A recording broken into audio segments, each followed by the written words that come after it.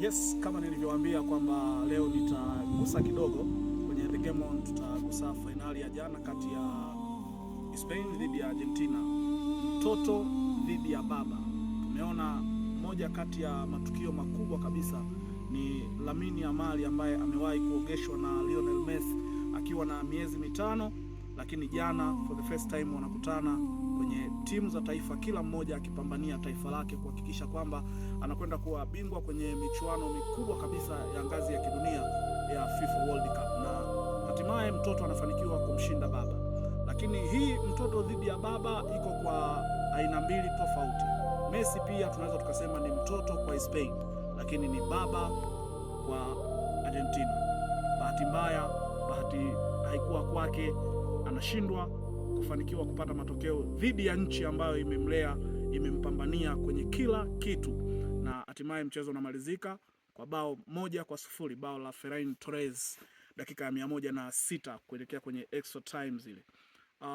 Mimi binafsi, kwa sababu wananifahamu wengi, ni shabiki wa Ufaransa, lakini kwenye hili niseme nimefurahia, kwa sababu nimefurahia kuona Kylian Mbappe kwa mara ya pili mfululizo anafanikiwa kutoa hiki kiatu cha mfungaji bora, lakini pia anaenda yeye sasa kuishika ile rekodi ya kuwa mchezaji mwenye mabao mengi kwenye World Cup mpaka sasa hivi. Kwa hiyo ni kitu ambacho kimenifurahisha sana, ingawaje kukosa kwa ubingwa kwa Argentina na kwenyewe pia nimefurahi, kwa sababu ingekuwa si nzuri sana kama Argentina angebeba tena. Nafikiri sijui tungeweka wapi sura zetu sisi mashabiki wa Ufaransa na Kylian Mbappe, lakini kwa hiki walichokifanya kina Lamine Yamal, kina Cucurella, kina Ferran Torres, Dani Olmo, ni kitu ambacho kimefanya watu wengi sana watamani kujua wana nini Spain. Michuano yote kuanzia hatua ya makundi mpaka michuano inaisha, wanafanikiwa kuruhusu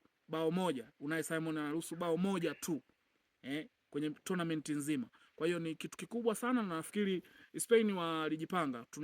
Tuna kitu hapa sasa cha kujifunza mataifa mengine ambayo walishiriki na hata ambao hawakupata nafasi ya kushiriki, kwamba unapopata nafasi ya kwenda kushiriki kuna kitu unatakiwa ukifanye. Ni nini hiko?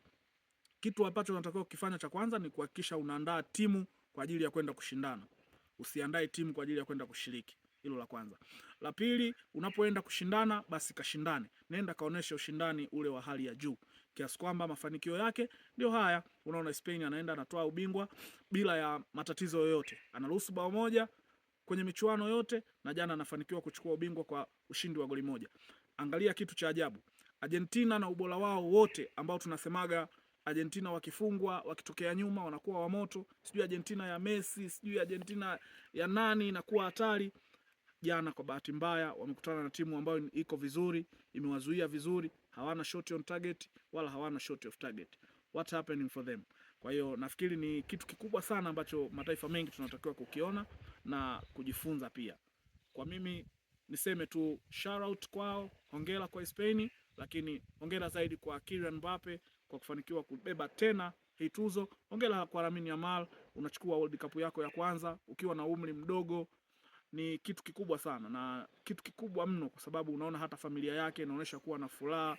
Ile team family friend, unawaona kabisa wako happy kuona Lamine Yamal anafanikiwa kuchukua ubingwa wake wa kwanza wa dunia kwenye umri mdogo, akiwa na mambo makubwa, anafanikiwa kulikamilisha hili. Mimi ni King of the Game On, naitwa Zomeo Kimatha.